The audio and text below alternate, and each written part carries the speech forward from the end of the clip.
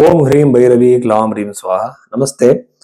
చాలా మంది మీరు చూస్తుంటే జ్యోతిష్యం చెప్పేవాళ్ళు శని గురించి, రాహు గురించి ఒక్కొక్క 1 అవర్ మాట్లాడతారు. గ్రహం గురించి మాట్లాడతారు. కానీ ఇది జ్యోతిషమా? జ్యోతిషం గురించి 1 అవర్ మాట్లాడడం కాదు, మన లైఫ్ లో జరిగిన విషయాలు చెప్పాలి కదా. ఇప్పుడు మీరు ఒక జాతకం ఇస్తారనుకోండి ఒక జ్యోతిష్యుడికి. తను మీ జాతకం చూసి ఫస్ట్ మీ లగ్నం ఏదిని కనిపెట్టాలి. ఎందుకంటే ఒక రాశిలో చాలా మంది పుట్టి ఉంటారు కదా. ఇప్పుడు న్యూమరాలజీ చెప్తూ ఉంటారు కదా, న్యూమరాలజీ ఎందుకు అక్యురేట్ కాదు, నిజం కాదు అంటే, ఒకే డేట్ లో చాలా మంది పుట్టి ఉంటారు, ఒకే రాశిలో చాలా మంది పుట్టి ఉంటారు. మీ ఇండివిజువాలిటీ ఎక్కడ ఉందంటే మీ లగ్నంలో. ఆ లగ్నం కనిపెట్టాలంటే పాస్ట్ లో నడిచిన కొన్ని సంఘటనలు చెప్పి మీలో మీ లగ్నం ఏదిని కనిపెట్టి పాస్ట్ లో సంఘటనలు అంటే ఒక దశా పీరియడ్ నడిచేటప్పుడు చాలా పాసిబిలిటీస్ ఉంటాయి, ఇండికేషన్స్. ఈ టైం పీరియడ్ లో ఇన్ని సంఘటనలు నడిచేట అవకాశాలు ఉన్నాయి, మీలాంటివి జరిగాయా అని అడగాలి. అలాగే జాతకం జతలోనే అరచేయి రేఖలు లైన్స్ అన్ని కంపేర్ చేయాలి.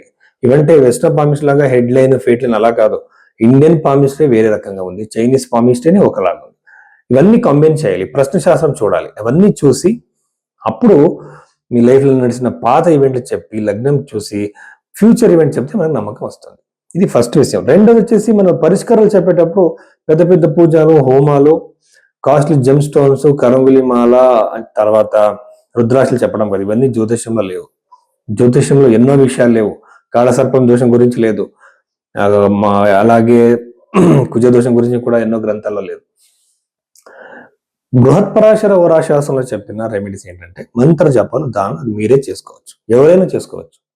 దానివల్ల మన కర్మలో దృఢ కర్మం, అదృఢ కర్మం, ప్రారబ్ధ, సంచిత కర్మంలో కొన్ని మాడిఫికేషన్, కొంచెమే మనకి ఉన్న ఒక ఛాన్సెస్, దాన్ని ఆ రెమెడీస్ చేయడం వల్ల మాడిఫై అవుతుంది కర్మ. అప్పుడు సంఘటనలు చేంజ్ కావచ్చు. అది ఒకటే ఈ పరిష్కారాలకు ఉన్న అర్థం. సో ఇలా చెప్పాలి, కానీ కాస్ట్లీ పూజలు చెప్పి డబ్బు తీసుకోవడానికి జ్యోతిషం చెప్పడం కాదు. సో నిజమైన జ్యోతిషం ఇలా ఉంటుంది. ఇలా మీ జాతకం చూడాలంటే టైం పడుతుంది, ఓపిక మీకు ఉండాలి. అలా చూపించడానికి మీరు భైరవి ఆస్ట్రోలో అన్ని మీరు కన్సల్ట్ చేయొచ్చు. జాతకంని టైం తీసుకొని చూసి మీ దగ్గర నేను మాట్లాడతాను. సింహరాశి 2026 ఏప్రిల్ నెలలో ఈ సింహరాశిలో పుట్టిన వాళ్ళకి పాజిటివ్ ఎన్ని ఉన్నాయో, నెగిటివ్ ఏం విషయాలు ఉన్నాయి గురించి దీని గురించి మనం చూద్దాం. ఫస్ట్ చూడాల్సింది పాపగ్రహమైన కేతు గ్రహం రాశిలో ఉండడం. ఈ కేతు గ్రహం వచ్చేసి యూజువల్గా హెడ్ఏక్స్, కళ్ళకి సంబంధించిన ఇష్యూస్, టూత్ రిలేటెడ్ ఇష్యూస్ ఇచ్చే అవకాశాలు ఉంటాయి. జాగ్రత్త వహించండి. డైరెక్ట్ గా సప్తమ భావం చూడడం వల్ల యూజువల్గా మ్యారిటల్ లైఫ్ లో ఏదైనా ఒక ఇష్యూ, మిస్అండర్స్టాండింగ్ ఖచ్చితంగా వస్తుంది. ఇప్పుడు మీరు విడిపోవాలని అనుకోలేదు, అయినా కూడా ఏదైనా ఒక సిచ్యువేషన్ క్రియేట్ కావచ్చు. ఇంకా నేను ఇక్కడ ఉండాలని, ఇది భరించలేను అనేట్టు మీరు బయటకు వచ్చేట అవకాశాలు ఎక్కువగా ఉంటాయి. మీరు జాగ్రత్తగా ఉండాలి. అలాగే అతి చిన్నదైన విషయం, ఎప్పుడో జరిగిన విషయాన్ని మళ్ళీ మీరు దాని గురించి మాట్లాడి అది పెద్ద గొడవలు అయ్యే అవకాశం ఉంటుంది. జాగ్రత్తగా ఉండాలి. మ్యారిటల్ లైఫ్ లో మ్యారిటల్ డిస్కార్డ్ అని ఏమంటారు, ఇది ఎక్కువగా ఉన్నాయన్నమాట ఈ రాశిలో ఉన్న వాళ్ళకి, ఈ రాశిలో పుట్టిన వాళ్ళకి. అలాగే దీన్ని ఎలా సాల్వ్ చేసుకోవాలి? ఇప్పుడు చూడండి, మన కమ్యూనికేషన్ చేంజ్ చేసుకోవాలి. మ్యాచ్ మేకింగ్ చాలా చాలా ఇంపార్టెంట్. పొంతనం అంటే కనుకుంట సావడి లాగా చూడటము అది కాదు. ఇప్పుడు రీసెంట్ గా ఒక జాతకం వచ్చింది, నేను చూశాను.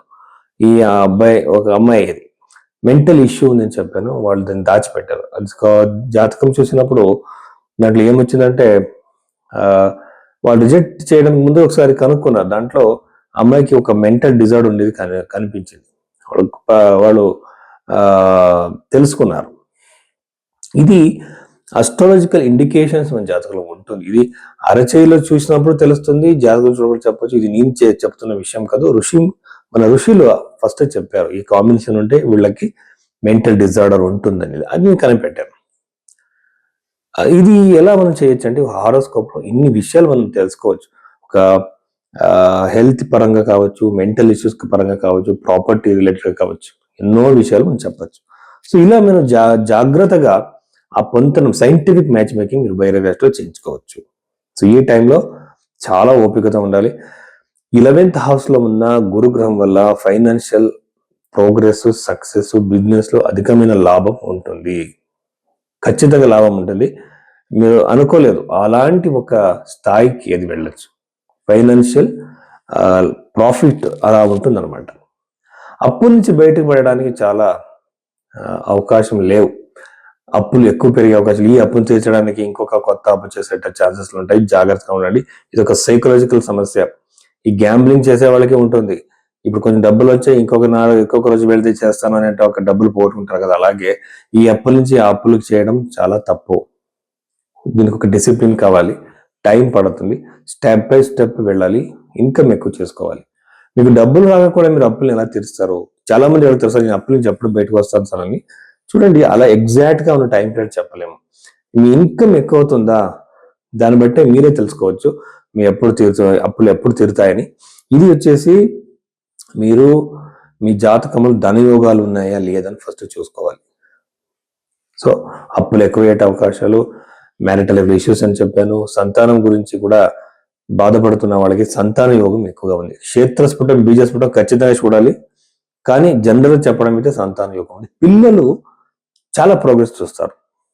ఈ రాశిలో పుట్టిన వాళ్ళకి పిల్లల నుంచి సంతోషం, పిల్లలు సక్సెస్, పిల్లలకి జాబ్ దొరకడము, పిల్లలకి పెళ్లి జరగడం, ఇలాంటి శుభకార్యాలు జరుగుతాయి. సో ఇన్ని విషయాలు సింహరాశికి అయితే కరియర్ రిలేటెడ్ గా కొంచెం అంత పాజిటివ్గా లేదనమాట. కానీ కొత్త జాబ్ రావచ్చు, ప్లేస్ చేంజ్ కావచ్చు, ఇంక్రిమెంట్ ఎక్కువగా ఉంటుందన్నమాట.